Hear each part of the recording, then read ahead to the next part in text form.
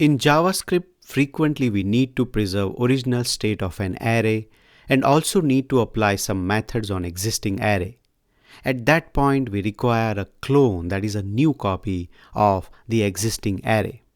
There are several ways to make clones of an array, but we will try to figure out the very basic, the fundamental way.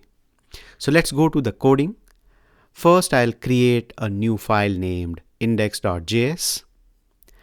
Alright, now the very first thing is we need to create an array.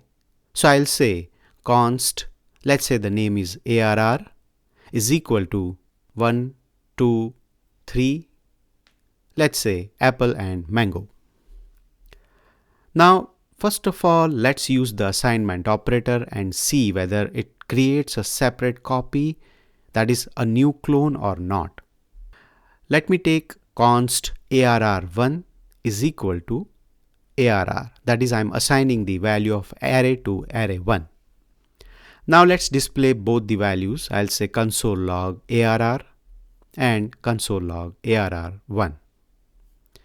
Now let's check the output, and as you can see we get the same array, but actually it's not a clone. Why is it so? Let me prove that with a practical example. Let me push few elements in the ARR1. So I will say ARR1.push 4, 5. Now let's check the output. And as you can see that 4 and 5, which were actually added to array1, are also added in the ARR, that is the original array. It means that ARR1 is not a separate new copy, rather it's a reference to or reference of the ARR, that is the original array. It means if you want to create a separate copy, then the assignment operator will not work. In that case, spread operator comes to rescue. This was actually introduced from the ES6, that is the newer JavaScript.